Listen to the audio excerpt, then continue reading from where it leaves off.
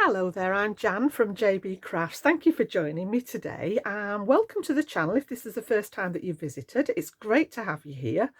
I'm back with another Halloween project today. I've been running a Halloween series throughout the month of October, and if you are new to the channel, I normally post on Tuesdays and Saturdays regularly. Occasionally there's a bonus video thrown in for good luck, and there may be one towards the end of the month.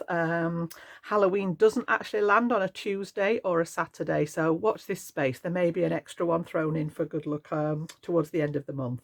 So this is the next one in the series that I'm running this year.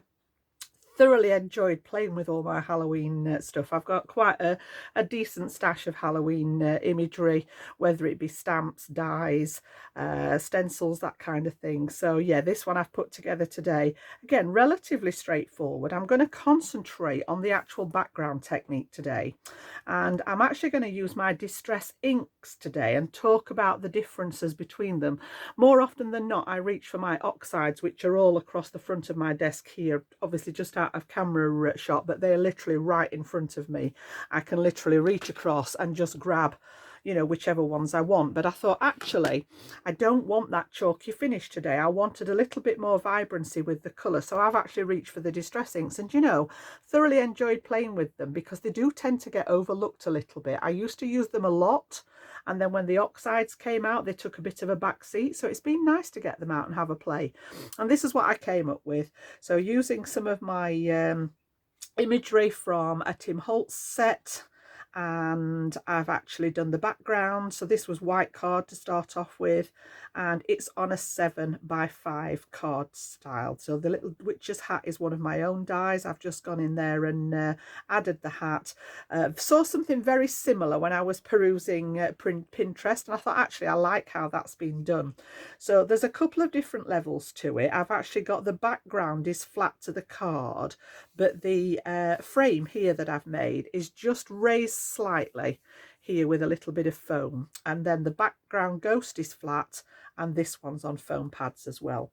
So we've got a little bit of an eclipse technique going into here as well. So the letters are cut into the background and then raised on some foam, and I've got boo to you. So yeah, 7x5, nice and straightforward. As I say, we're going to concentrate on the background. Now, I haven't done the insert yet for this because reading through the comments on my channel, and I do always go through and read them, and I do try to hit that that like button on there. I don't always have time to reply to everything. If someone's asked a question, I will try my best to answer it. But yeah, I did notice that someone had asked about the inserts that I make for my card and whether I'd be willing to show how I do them, and they are very straightforward. So I've actually got that as part of the tutorial today. Normally I make it and put it in the sample card, and then I don't go back and revisit it. So yeah, I thought I'd actually leave this out today, and we'll actually put the we'll do the insert together, and I'll show you my ideas for this particular one. They vary depending on what the front of the card looks like, depending on what scraps I've got left. But yeah, I've got a little bit of a different idea for this one today. So let's get started with the tutorial, and I'll show you how I've arrived. First of all, we'll do the background together and show you how I've arrived at that background.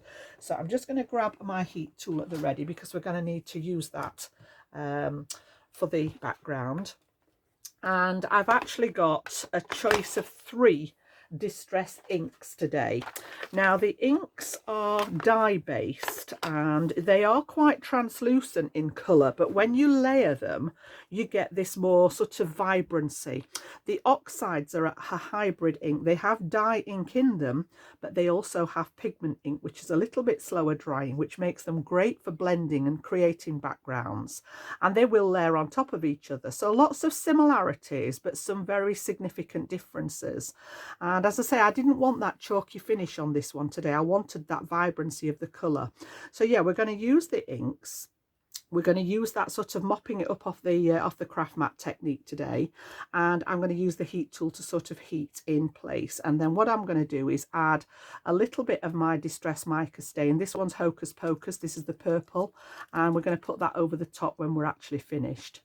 So first of all, then, I'm going to work on watercolour card because that is designed to take, you know, the extra water. So I have a piece of watercolour card that measures 6.5 by 4.5, which is going to be my overall piece here. You can see that that's the size that I've got on the front here. And then we're going to create the frame out of the same piece. We're actually going to cut into it and create the frame. So I have prepped some of it in advance, but I did want to show you how I'd arrived at my background. So we'll move those inks up here out of the craft mat. I've put my craft mat down because A, I want to protect the desk surface, and B, the mopping up technique I find works better on a craft mat than any other surface. So even on the glass mats that I use a glass mat on a day-to-day basis, I just remove it from my desk for video purposes. Find them a little bit distracting, if I'm honest, so I do remove it. But doing this technique on a glass mat, you will get a different effect to what you will on a craft mat. So yeah, we're going to start with this one. I've got 3 colours. I've got Stormy Sky, which is a nice sort of what I call a purpley blue, rather than that sort of turquoisey blue. I've got Dusty Concord, which is a really nice purple. And then I've got Chipped Sapphire, which again is in this same sort of purpley blue bracket. And again, when you're doing this kind of thing, I want you to think carefully about your colours and think about, go back to that colour wheel. We did lots of work with the colour wheel when I first launched the channel back earlier this year. And you want colours that are either close to each other in the rainbow or on the colour wheel, or colours like, obviously we need blue to make purple. So I know that if these colours start mixing together, I'm only going to get shades of purple. If you want to put something in there, you know, like maybe introduce an orange, then we're going to sort of get into those brown shades and that mud consistency, which is not what you want. So think about, you know, for example, if we're going to use a yellow one and a pink, for example, where they blend together, you're going to get an orange. So think about the colours that you're choosing, and that's where I got to with my palette today. So I'm just going to pop a couple of them to one side, and I'm going to start with that Stormy Sky. It's a nice sort of as I say, a purple, blue purple sort of shade. So for the first layer, I want to actually get some of that blue down in the background. Now I've got my spritzer here. This has just got tap water in, and I'm actually going to spritz the ink. These are all water reactive inks. I'm also, now then, again, just a few top tips as we go along today. If I dip my paper in here now, I'm just going to get a big square splodge. So this is where I get messy, and I've been playing already. You can see my fingers are already a little bit messy, but just agitate that ink, because what I want to do now is dip this into places, and I'm going to pick up, and you can see you get that lovely sort of marbled effect. And again, dab it in. I like these little tiny spots. I like the areas that are a bit more flooded. Dab it in, pick it up. I want sort of a base in the blue. So I'm just going to go for this. And then the next top tip I can give you is, when you like what you see, get the heat tool out and dry it off. There's lots of drying process in this. If I carry on, I'm just going to end up with the whole thing covered in blue, and that's not what I want. I want to have some gaps in it so that I can add the other colours in there as well. So even if you've only dipped once and you really like what you see, get the old heat tool out and give it a dry. Now it doesn't have to be bone dry. I've got a little bit in the middle there that's still a bit damp, so I'm just going to dab that for the time being. And because I've still got ink left now, where I've got this sort of solid area, I want to go and pick some of those dots up on top of it. Same over here, I've got quite a solid piece there. So I'm just going to go and pick some of those little dots up and just basically use what ink is left on my mat there. Okay, happy with that. Now there's not as much ink on there. By the time I've cleaned up and got the next ink ready, that will probably be dry, but if not, I can just give it another little blast again. And then we're going to bring the other two colours in. So I'm actually going to put both of these down together because I want a bit of a mixture now, and they're both quite dark colours. So I've got my Dusty Concord, which is a proper true purple, and then the Chipped Sapphire is almost like an indigo blue. So again, spritz it all to wake it up, and I've put quite a bit of water in there, and I'm actually going to drag my fingers through. I want some of that mixture. So I've got a piece down the centre that's a bit of both colour, still got some of those little dots, and I've got some bits that are stronger. So I'm going to go in the purple area. you can see we've got that gorgeous mixture of the two. And again, the minute you like what you've picked up, get that tool on it. Yeah, there is a lot of drying involved, but I just think this is how you get those really nice backgrounds. If I keep dipping it in, I am literally just going to end up flooding it with colour. So we'll go in again. We've got more of the blue this time. Give it a little blast with the tool. And I say, I'm not drying it totally. I just want to stop that ink reacting with the next bit that I put down. And like I said, if you've got a bit that's quite stubborn, just going to dab it off with the old cloth there, and then I'm going to come in with a bit more purple. So I'm going to go into that top edge here. We've got both of those colours, and I'm going to risk trying to get some down on this side as well. Absolutely beautiful. Love it, love it. I love making these. This makes me very happy. But I think I'm probably at my happiest when I'm playing with the inks, I must admit. I love the stamping. I love all aspects of paper crafting. I absolutely adore the papers. I hoard paper. But I think going back to the inks every time is where I get the pleasure out of my crafting. And sometimes I might just have an afternoon where I make some backgrounds. And then you've got those actually, you know, at the ready for use with other things. I want to aim for a little bit of purple up in this top corner. So we'll go into that bit up there. I want a bit of blue here down at the bottom, so I'll go into the blue, and I think we'll try and get a little bit of the purple down that edge, and then it's just a case of dotting it in places. Not too worried about the centre area because we're going to have our little ghosties, but you can just pop in now and pick some of those dots up that are left on the mat there. Gorgeous. Okay, so again, I'm going to give that a clean. If you don't want to waste the ink, you can have spare cardstock or even your pattern papers. You know, they will, obviously they won't stand up to the same amount of moisture as what the cardstock does. But just a quick dip in there to mop up any extra ink is not going to do it any harm. So again, just take that excess moisture off the top. Now, I don't want to cover the whole thing. I am going to leave a little bit of gap in there, but I do want a bit more purple. This one's erring on the side of that dark blue at the moment, in my opinion, is taking over. So I'm just going to put some of the purple back down on its own and give it a spritz. Wake it up again, drag it through so that you've got those different sort of areas to pick up. And I'm going to go right into that middle section and get some of that nice purple back in there in some of the gaps. So again, we've got a gap up in that corner, and again, so that I don't end up with it just going everywhere, I'm going to give it a little blast. You see how handy the heat tool, and I do prefer the heat tool rather than the more directional heat gun. I get on much better with the heat tool. So again, just to get some of the moisture away. I'm not too worried about it being totally dry. And again, I'm just going to, while I've got this ink down now, we'll just play around with that purple. Get a little bit of it in. I want some right in that gap there in the middle. Perfect. And a little tiny bit along that edge. And I'm happy. I'm going to leave that as it is. Again, for the purpose of the video, I am just cleaning off my mat. And it is a little bit of a messy technique, this. I do end up covered in ink. I always used to say that if your fingers weren't inky at the end of the day, you've not had a good day. So in my world, inky fingers are welcome. It does come off well, either just washing with soap or water. Find the best thing is when I go in the shower and wash my hair. There's something in shampoo that really does get the ink out of you. If I'm really dirty with ink, I'll sometimes go and wash my hands with shampoo up in the bathroom, and it really does seem to do the trick. Right, now then, the card will start to buckle. It doesn't have a memory, so it sort of curls up, but it will manipulate back into place. Okay, we're going to pass this through the die cutting machine as well, so that will help straighten it out. So I'm quite happy with what I've got there. I don't want quite so much white space, so I'm going to bring in my ink, my blue ink again, the Stormy Sky, and my blending brush here.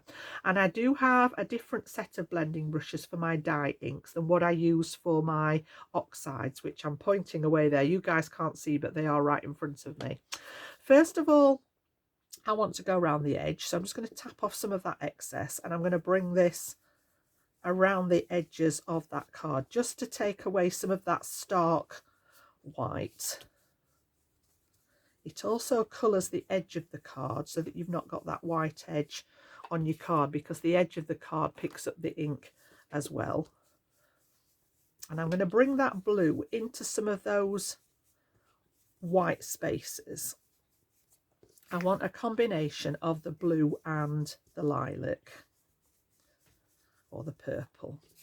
Now in the middle you can add I'm just going very lightly now, basically just to take the edge off that white. I don't necessarily want a lot of saturation of colour, but just to take the edge off that white there. And I think it's knowing when to step away. I'm quite happy with that.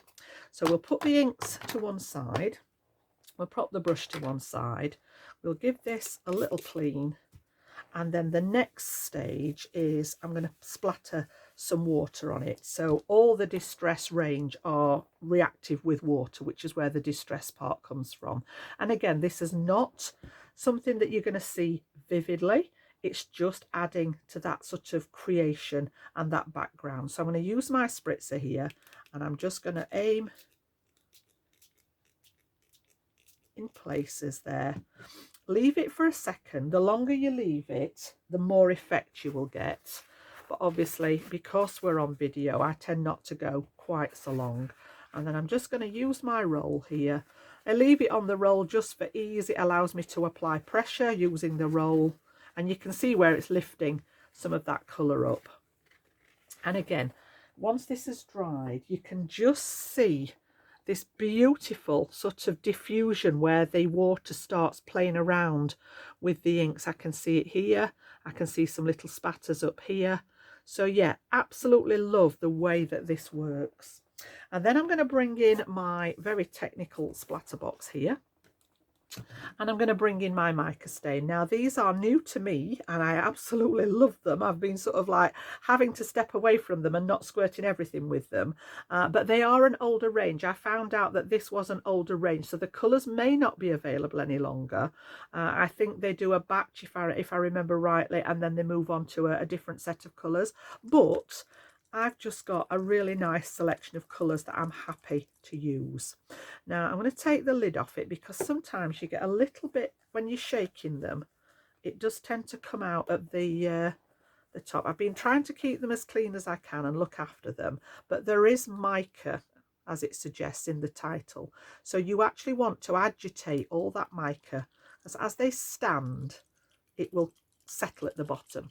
Now there is a little ball bearing in here, which at the moment stuck in that sort of consistency of the mica. I can't hear it, so I need to keep going, give it a good shake here until I can hear that little ball bearing starting to move about inside. There we go. You hear it now? And that's doing the job. It's scraping all that mica off the bottom, and then we're good to go. So what I'm going to do now is just give it a very light spritz. I don't want lots of it on here. I'm not aiming to colour the cardstock. I am literally just giving it a spritz, and then I always clean the nozzle and then before I put the lid back on. Okay, so we'll lift that out carefully now, because we've got some areas that are wet. And then I'm going to give that, you can leave it to dry, but I am going to give it a blast with the heat tool again. And this just adds a little tiny bit of shimmer. It's all bringing it together, you know, with the background. If you don't have the sprays, you can miss that stage out. The card's trying to curl up again, but we can sort that out. And again, I just want to make sure that that mica spray is dry now, because we're going to pass this through the die cutting machine, and I don't want to end up with ink inside the machine there. So again, I'm just having a look where those bits are, and then I will try and see. It's very subtle. The next purchase that I'm after, that's on my wish list at the minute, are the distress distress spritzers, sorry, which are a bit more recent than the mica stains, and those are very, very shimmery. I've seen other people using them.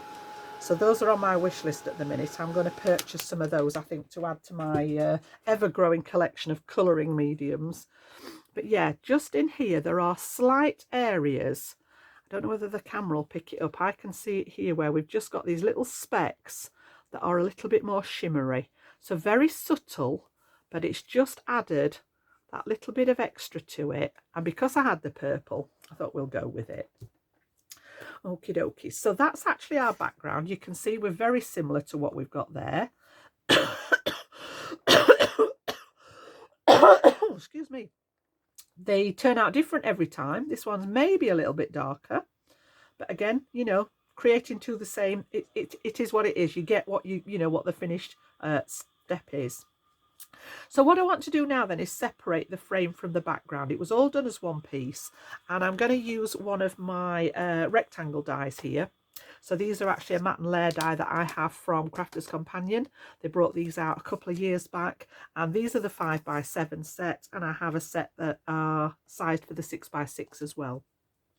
So I've actually gone down to leave about ½ inch border. So this one is actually the 3.5 by 5.5. So it's an inch smaller than this piece that was 6.5 by 4.5, which means I'm going to get a ½ inch border all the way round. And then I just want a couple of bits of tape to hold this in place. And I want to eyeball all the way around the edge and make sure that I've got that as even as I am able to do. So I'm just checking all 4 edges, and then I'm going to tape it in place. And then if you just forgive me for a second, those of you that have been following me know that my Gemini is behind me. So I am literally just going to pop this in here, and I'm going to pass that through the Gemini, and I will be back in a second.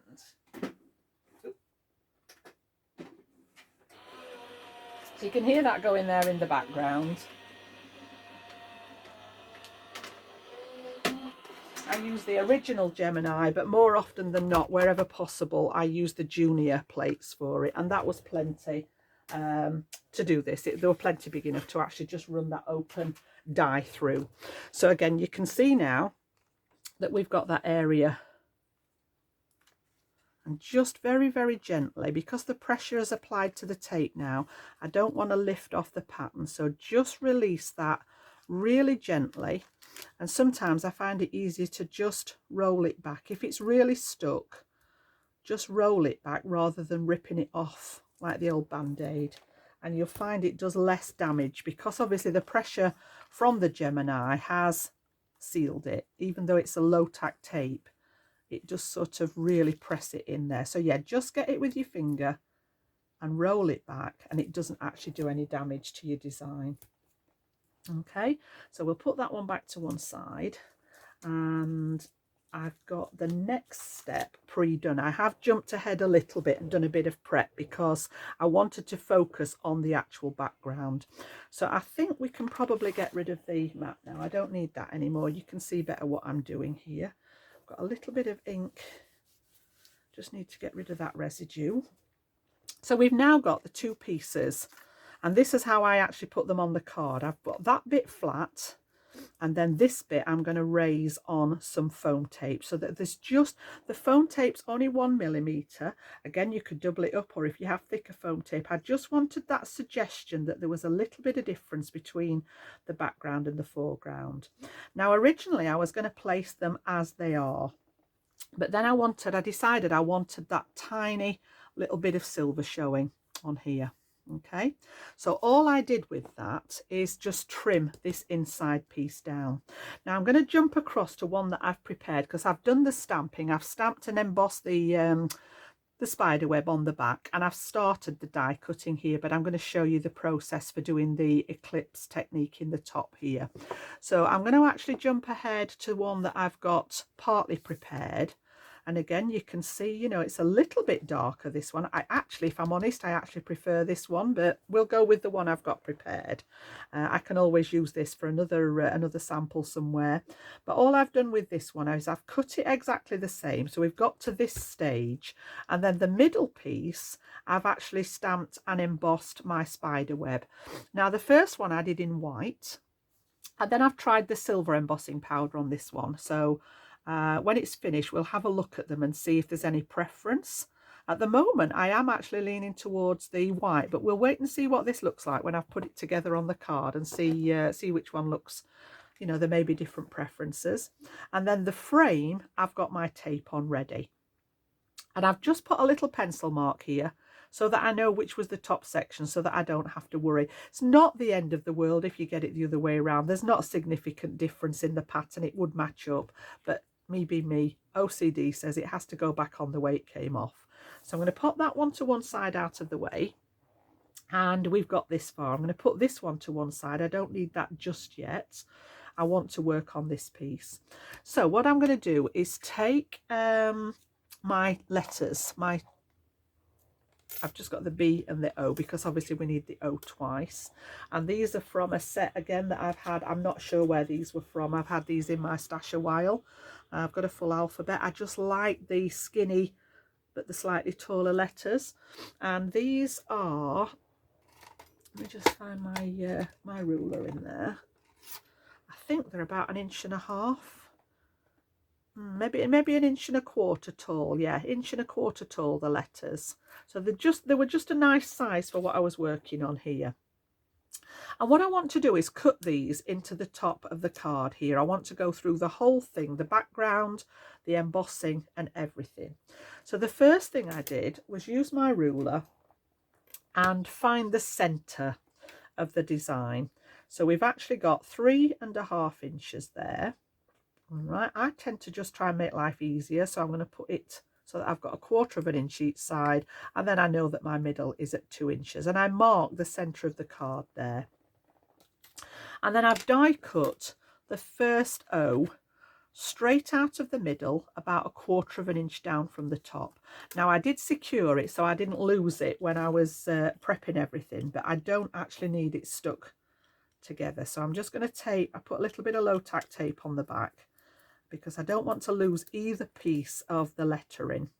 I need to keep that middle bit here, so the counter from the letter, and I need the letter to put back on when we're finished. So it does look a little bit strange at the minute with the gap, but when we stick this down, we're going to put the counter, the bit from the middle, back inside like so, and that bit's going to be flat, that layer. So I'm just going to keep that with that one for the time being, and then I'm going to turn it round. I'm going to use this ruler purely because it's got my markings on, and bring it up 1/4 inch from the edge. Okay, and then I've got some extra tape at the side of me here, and we're just going to position, remembering that I'm upside down, the B and then the second O, and just get them about the same distance apart. They don't have to be perfect, but roughly the same height and about the same distance between the letters there. And we're going to pass that one through the Gemini as well.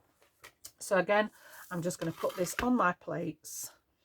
I'm going to put the rest of the cutting sandwich on, and then just bear with me for a second, and we'll pass that one through the machine again to cut out those extra letters. And then if I bring those back, we have got our lettering cut into the design. Now, if you're interested in that eclipse technique, I have got another video tutorial on the channel that was purely about the eclipse technique. And all it is where you actually raise the letters and make them stand out a little bit from the background. Now, I want to make sure that I've got those little pieces. The middles from the letters are called the counters, and I do need those to put back in.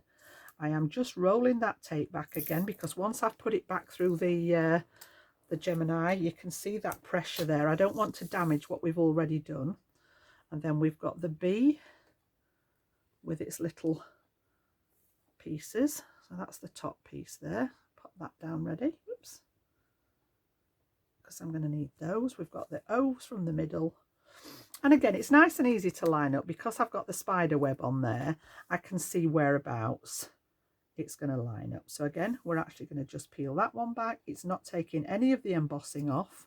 It's taken none of the ink off. You can see that my tape is still clear. So it's done its job nicely. And again, we just need to take this one out and again keep it with its little centerpiece there. So I've got all my, looks a little bit odd at the minute, but we've got everything that we need there. And then what I'm going to do so that I don't lose them is get these pieces stuck back in. So I've got some pieces of scrap card that I am just going to stick across the back here so that I've got somewhere to put those letters. I didn't want to go straight onto the matte layer, so I've just used some scrap and I'm going to pop that around the letters, and then we're going to stick those middles, those counters, back in so that I know exactly where I'm going with the letters. Okay, so what I'm going to do then is I'm going to place the letter back in. So I'm going to put my B into the gap here, just as a positioner, and then I'm going to take the little pieces and I'm actually going to put the glue just very carefully into the gap there, and then get these set inside. So the tweezers come in really handy at this point, as does the gem picker, just to pop those little tiny bits in place, and then we can lift that letter out carefully, and these are in exactly the place that I want them. So I'm going to do the same with the next one. So that's the O. I'm going to pop my glue, little tiny dots down the center, and we're going to do the same with this one, matching up. I think that one is that way around because my embossing is at the bottom, so I just want to match up so that the spider web's continuous there. Press that down and then release the letter. I'm just going to use my craft pick to make sure that I just bring the letter out and not the centre's been a bit stubborn there. Come on, in you go. We had a conversation the other day about whether we talk to our craft projects or not, and a lot of people agreed with me that they did. So it's good to know that I'm not the only person that talks to their the craft projects while they're crafting. And then that's that third one. Again, just some little dots of that glue, and that's my acrylic glue, which I tend to, you'll hear me call it my embellishment glue. It's really good for anything small, fiddly, different textures. So that's the one that I go to. If I'm doing a large area, cardstock to cardstock, I do tend to use the all-purpose glue. So we've got that at the ready. It looks a little bit odd at the minute, but we're going to do a bit more to it in a second. Okay, now just before I do the next step, I want to create this gap around the edge here. So this one wants to be slightly smaller. It currently, whoops, measures 3.5 by 5.5. Now I'm just going to get the guillotine and I'm going to take a 1/16 of an inch, which is only very, very narrow. It is just one of my little tiny marks, so that I'm actually going to reduce the whole thing by 1/8 of an inch. So it's only a fraction. So this measures 3.5. I'm going to come down one of those 1/16ths, and I'm going to take a bit off each side. And it really is the tiniest little sliver. It is literally a 1/16 of an inch. And then flip it round, and we're going to do the same, and it'll now come to 3 3/8. And this is where the guillotine comes into its own, just to take that little tiny strip off there. And then I'm going to do the same top and bottom. So we're going to come in 1/16 of an inch off the top, and then I'm going to come in again so that I'm at 5 3/8 off the bottom. And that's just taken it down sufficiently so that when we pop it back in its frame, we've now got that little tiny gap that's going to show my silver mat through from the background. Okay, so I'm good with that. Now, because we die cut it first, and we don't have the die cut edge anymore. So a little trick, if you've got a ball tool there, I've seen 1 or 2 people do this on their channel, just run it along the edge of the card, and it bevels the edge and makes it look as if it's been die cut. You get that lovely rounded edge when you've die cut something. It's very, very subtle. Again, it's not necessary, it's optional, but it just gives a really nice finish on there. Okay, so what I'm going to do now is I'm going to work on the lettering. So we've got our letters to put back in, but what I've already done is cut them out of some foam. So I've got some white foam and I've cut the 3 letters out of the foam ready. So I'm going to place that in first and then I'm going to put the others on top. Now, when I did this, I wasn't happy with, they sort of disappeared into the background. So I've actually added some colour here and I'll talk you through what I did so that you can see my thought process as I went along. So first thing we're going to do is pop the foam letters in. And again, I find it easier to put the glue in here than trying to fiddle about with those little tiny letters. So I'm just going to put some tiny dots of that acrylic glue all around the space where we're going to drop those letters in. And then I'm going to use the foam and insert that into the gap. Now, if you don't have the foam, don't worry, you can cut maybe an extra 2 layers of card. So get some scrap white card, cut a couple of layers and stick all your 3 letters together.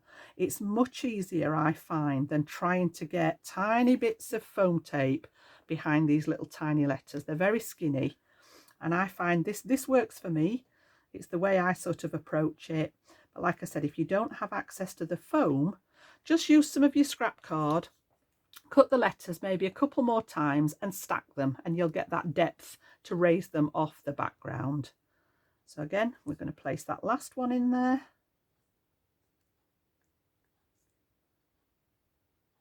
And give those a second. And then I'm going to pop these ones on top. Okay. Now, just before I do that, I'm going to add a little bit of colour to them because, like I said, when we pop them back in here, I'll just show you what I mean. They're meant to look like a continuation of the actual design, which they do. They're perfect because we've cut them out of the background, but there wasn't enough definition to see the word for my liking. So just before I add those in, I am just going to use my brush that has the Dusty Concord ink. So that's been used with this one. I've got brushes for each colour family and I'm just going to add a little bit more colour. Okay, and this is exactly what I did on the sample. So as I say, I'm going through the same process, show you how I work, how my mind works and how I sort of resolved the issue. So we're just going to add that on. And because this is a water-based ink, it's covered up the embossed area at the moment, the silver. But because it's a water-based ink, it will resist the heat embossing. So I'm just going to take my cloth now and just give it a little bit of and it'll bring that embossed area, that silver, back to life. It'll remove any ink that's sat on top of that. So that's that one. And then I had a look again. So we pop them back and yes, they're a little bit darker. Okay. But they still weren't dark enough for my liking. I wanted more of a, you know, a sort of a transition between the background. I'm still sort of losing them a little bit with having the spider web on. It's all very busy. So I thought, right, what can we do next? So out came the alcohol markers. And I've just gone for one that's very similar in colour.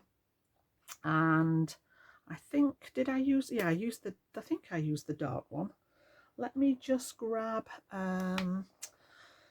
you know, when you're looking for a scrap of card, you can never find a bit. You know, the craft room's full of card. This is when we go sort of bin diving and get a bit out of the bin. But I think, yeah, I used the darkest one. So all I'm going to do now is go over the whole thing because I want these to be much darker than the actual design. But I wanted them to blend back in with the background. So I didn't want to cut these out of a plain cardstock or anything like that. I wanted that spider web to join up with the rest of the design. And if I'd have tried to get that in the right place, just cutting the letters separately, I would have had no chance whatsoever. Now then, going back to the embossing, because the alcohol markers are a solvent, it's not going to buff the same. So if I bring my cloth back in now and actually buff this, it's not going to come off the same. So what I've got is, this has actually dried out. I've had this out in the craft room this morning. I've got some alcohol, and this is just ordinary rubbing alcohol. Okay, and I'm just going to put a little bit on my dry wipe. It was a wet wipe. A little bit on there. Doesn't need much. And I'm just very, very gently, I don't want to do this too hard because I don't want to lighten the ink, but hopefully you can see it'll just lift. It showed up better on the white one, but it'll just lift any alcohol. That one's come up better there, off that embossing. Yeah, that's fine. I'm happy with those. Very little. You can just see a bit of discoloration where it's pulled the ink off the top of the embossing. It's only very, very little. Again, all these things are not necessary. It depends how picky you are with your design, but you know what I'm like. So again, we'll move those out of the way now. And we're going to add those now over the top of that lettering. So again, I'm going to do exactly the same technique. I'm going to add the glue to the letters rather than trying to fiddle with those little thin letters there. Put the lid back on this one. And then we're going to add these over the top and get these secured in place. And I think there's enough depth to the colour now that we're getting a little bit of distinction between the lettering and the rest of the background. So I just want to line them up the best I can, give them a press. Now I need to make sure that I've got the right one here. I think, yeah, that's the middle one. Again, I can see that continuation here of the spider web. And again, just make sure they're lined up the best that you can. And then the last one, we want the solid at the top and the spider web towards the bottom. So you've got a complete continuation now of this design going through the letters, and it's created that sort of eclipse technique there. So I'm just going to give those a second to dry. I'm not going to put any weight on top of them because I don't want them to move on the foam. Okay, so try not to push them too far. I think I'm okay with that. So they're actually just, you can just see here, like the element of the white, because it shows that they're just raised. I'm hoping that the camera can pick that up for you guys. There's just that little bit of definition between the background. So I'm just going to leave that to dry for a second, and I will show you my little ghosties. So I've stamped these out. These are from a Tim Holtz set. And I also die cut my little witch's hat, which is from one of my dies. And again, it's got the tiniest bit of green thrown in here. It's not much. It's just that tiniest little bit as a contrast to the purple. And I've stamped one of the ghosties on white card, but I've gone for a textured cardstock, so it looks as if it's almost like a linen over the top of it. And then this one, I found some pattern paper out of the vast stash again of paper, and I've just dropped a piece of card. Where did you go? There you are. Excuse me a second. Yeah, not that piece. That's not the right piece, Jan. That was one of the pieces I got out, and that was the other piece. So I went for something that blended nicely with the tones of purple that I'd used in the background, and I actually preferred this one. So all I've done is I've stamped him onto the cardstock. You can see where I've sort of taken a chunk out of it, and then I've just fussy cut it with my little snips right up to the edge of the artwork. I didn't want any white line around the outside on this instance. Sometimes when I'm fussy cutting, I'll leave that little white line around like a die cut would. Sometimes I want to go right up to the edge. And then I also use my black glaze pen here. So this is just I think, yeah, the Sakura, the glaze pens, and I've gone over his eyes. I don't know whether that's going to show up on the camera or not. They're just nice and glossy, and I did on the white one as well. You can just see it there. And then I just thought the little smirk on his face just said everything, because the greeting is boo to you, and he's just having a little smirk to himself. I didn't put it on the back one. I just wanted to have it on the front one. I'm going to stick this one flat, and I've got some foam pads on the back of this one ready, and also on the back of my hat. But we do need to attach his hat here, so I'm going to add a little bit of that embellishment glue to the top of his head there. And then we're going to pop the hat just at a slight angle, not completely crooked. maybe that way, I think, yeah, like that, just so that it goes with his little smirk, and we'll let that dry in place. There we go. So those are at the ready. And then I've also die cut the two, sorry, not die cut, I've stamped it and then cut it out, the 2U. And that, again, I use this regularly. It's a favourite set of mine that I keep going back to. Crafter's Companion Simply Sentiments. There is lots and lots of different ones that you can make up your own, and I love mixing and matching them with other die cuts and other fonts and things like that. So I've done the boo out of the lettering, the dies, and then we're going to have boo to you. So we've got everything at the ready. So let's just tidy some of those bits away. And what we want to do now then is I'm going to put some cardstock on the back of here, because I used card at the back of this one. It's not a lot of difference, but it is a little bit wobbly. So I have got some other pieces of scrap at the ready here, like so, just to sort of even it up a little bit. Again, it's not a massive difference between the two bits of card, but again, you know Jan and her OCD. If I'm doing something, I have to do it to suit my nature. And again, just adding those little bits in.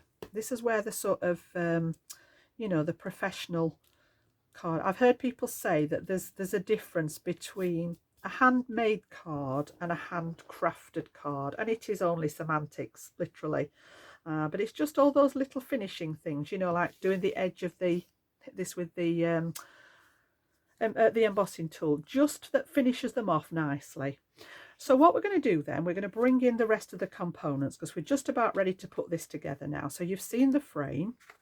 I have got a standard shop bought, well, I'm saying a shop bought, these are still out of my craft boxes. I dismantled all my Crafter's Companion craft boxes a while ago, and I am using up, they all came with a stash of different size cards. So that's where this is from, 7x5. If you don't have a shop bought one, you just need a piece of card that measures 10x7 and score it at 5 inches to make your card blank.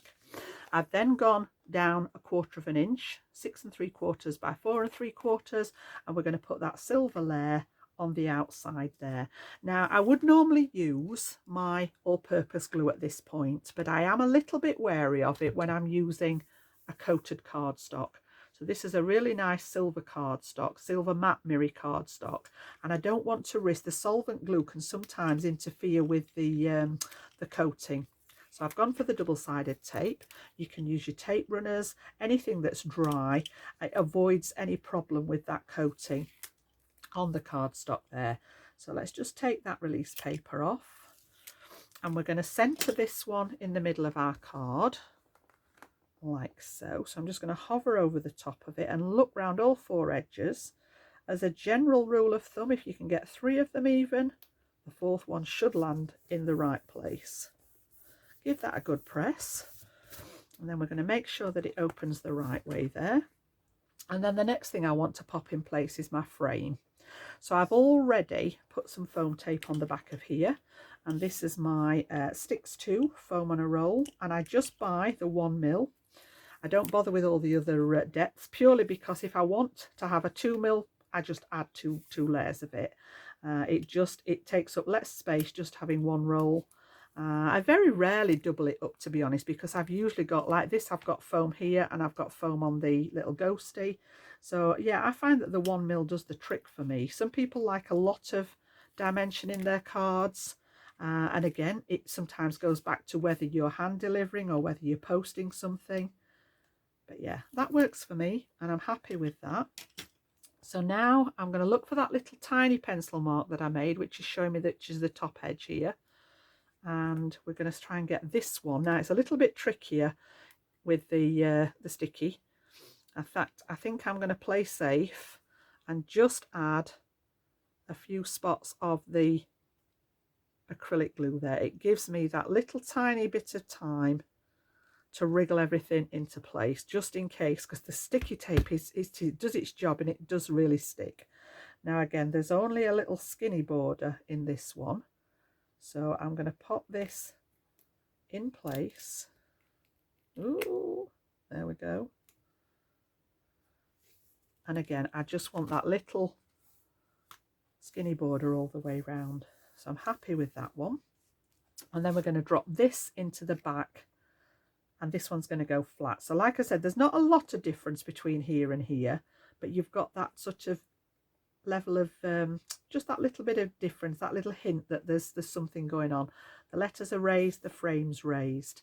So again, I'm going to put this in the middle, and I'm not too worried about this one now because it's going right in the center. I'm going to stick with the acrylic glue just because I've got that one to hand, and I know that I'm going to get a good bond with that shiny surface underneath, and it will also allow me the time that I need to just wriggle that into place and make sure that we've got about the same border all the way round.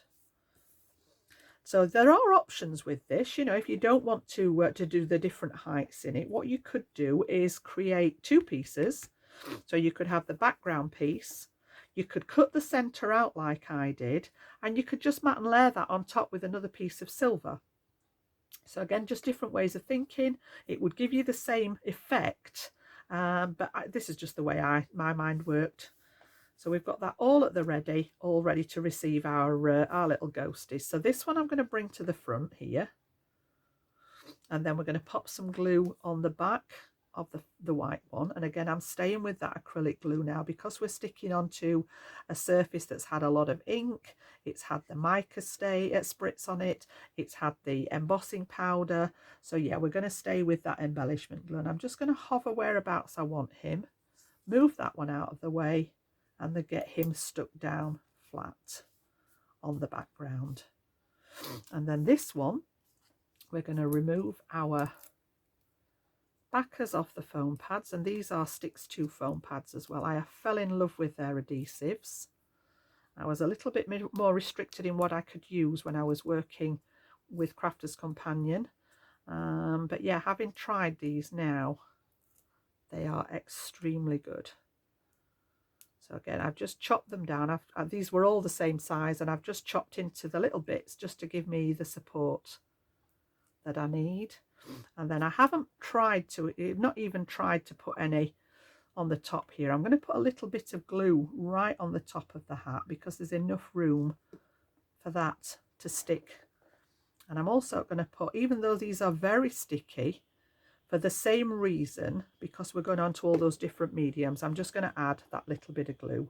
And then this one is going to fit towards the right hand side within that piece that we've made. And then I'm just going to press the top of his hat and hold that down for a second. So we're nearly there. Got all that in place. There we go. And then we just need to add our little sentiment. So we've got the boo, and then we're just going to go boo to you. And I'm actually thinking of I'm going to give one of these to my little grandsons, because they go what my daughter calls booing. She's not fond of trick-or-treating. She doesn't want them to be having a lot of sweets and things like that.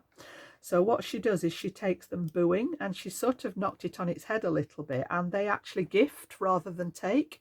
So they only go to people that they know. First stop's usually Nanny's house. And last year I was working, so I wasn't there to see them, but I am actually home to this time. Now that I'm not working. So yeah, she goes door knocking to people that she knows, the neighbours, you know, and friends that she knows, and they basically boo somebody when they get to the door. I just love it. And they have gifts to give rather than asking people to give it to them, and I just think it's a really nice way of looking at it. And they're only little sort of bits and pieces that they've made. It's nothing, you know, she doesn't spend a fortune, but I just think it's a really nice way of addressing it. So yeah, Toby's actually requested that last year she took them during the early sort of evening before it had gone dark, but he's actually asked this year if they can do it in the dark. So yeah, he stepped it up a little bit this year.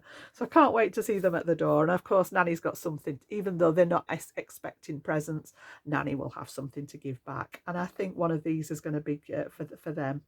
So we're almost there.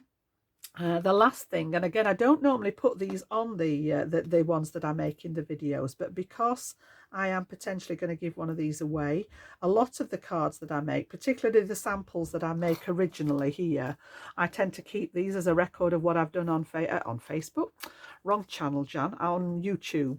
But because I'm going to give one of these away, I am actually going to add the little gems on. So again, I've just gone for, I've actually got 6. I normally work with an odd number, but it just lent itself here to having 2 sets of 3. And 3 is an odd number, so I can work with that. That sort of ticked a box in the old brain with the OCD. So I have got the medium size here. These are the Dreamies pearls, and I've got the small size. So we're going to go with a medium and 2 small at the bottom. And then I'm going to go with a larger one up at the top. Oh, so it's a medium one and 2 small ones up here. And we'll let those dry while I just finish this off. And I did say at the beginning of the video that I hadn't done the insert for this one. So I am going to show you now what I'm going to put inside these, and I'll decide which one I'm going to stick it in. And that one can go to the boys, I think, for their booing evening. So we'll put that to one side, just let those dry for a second. I'm going to bring in my stamp positioner.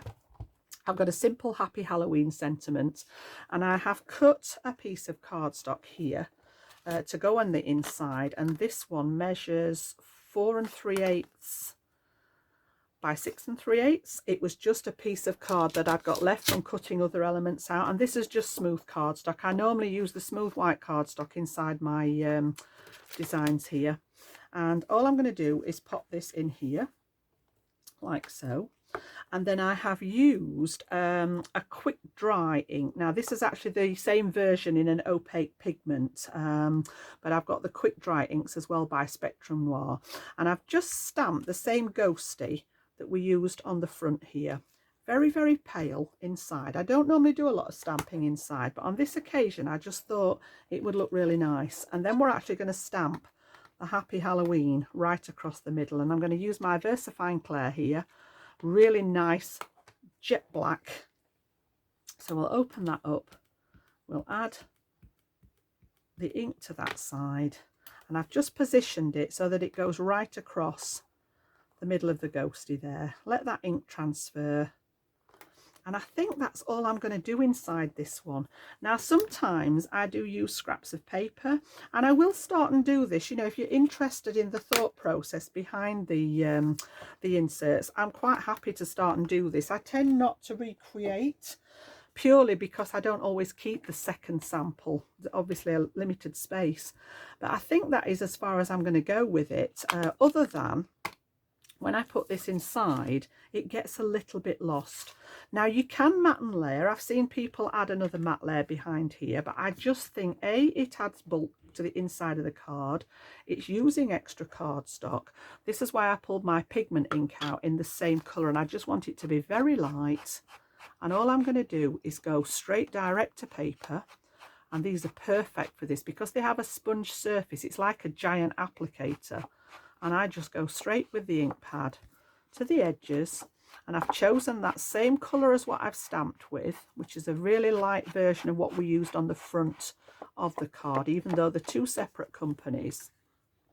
And it's very, very subtle, but all of a sudden when this goes inside the card, then it lifts it from that background, and it makes it look almost like a faux matte layer underneath it. But for me, it's sufficient, and it saves using. Not bothered about it not having silver around it like it has at the front. It's the inside of the card.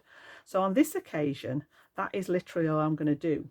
Now, sat at the side of me, if you remember earlier, we trimmed that central panel down. I have got those little tiny skinny pieces, you know, and you could, if you wanted to, I'm not going to on this occasion, but you could add, you know, maybe a couple of those pieces inside, or you could even add, you know, them all the way around to create like a little border on the inside. I'm just trying to get it to all lay flat, you know, if you wanted to. It depends how far you want to take it, but just play around with bits that you have left. Sometimes I will actually go across, you know, like with a little bit here, and then maybe a bit of the silver to pick up the silver mirror card that's in here. You could even use a bit of the pattern paper that we used on front and have here, and then possibly down from the top. But I will try and keep this in the videos if it's something that you're interested in. Now, I'm not sure which one I'm going to give to the boys yet. I don't know which one I want to go with. So whichever one I give to them, I will just stick that with my all-purpose glue inside the respective card when it decide which one I'm going to give to them, and then I'll keep the other one as a reference for my channel. So yeah, I'm not sure yet, but it just goes in there. It also, I find it strengthens the card because we've done such a lot of work on the front. It's not so bad because I use a 300 GSM for the card blanks, but sometimes you'll find they topple forwards. By adding that extra layer in the back, you're adding a bit of weight to the background to just stabilize it as well. So that's where I go with my insert. So yeah, nice and simple for this one to go inside, whichever one we decide to go inside. So yeah, I did white embossing powder on the sample, and then added the silver, very subtle difference on the one that I've done in the tutorial. Again, it's personal preference. I think, if I'm honest, I like the white. But again, let me know in the comments if you have a preference. Does it matter? Am I just being picky? But yeah, would love to know what you think, which one you like, and I hope you've enjoyed it as a tutorial. A little bit of fun today with it, with the Halloween. We've moved away more from the spooky. We've gone a bit more cute today, and I hope you've really enjoyed. I've loved playing with the backgrounds. Got to deal with the inky fingers now, but like I say, comes off pretty easy. So yeah, consider giving it a thumbs up if you've enjoyed it. If you're new to the channel today, please consider subscribing if you'd like to see more from me, and I will be back very soon with another Halloween. I've got more to come yet until the end of the month, and I'll see you here very, very soon. Bye bye now.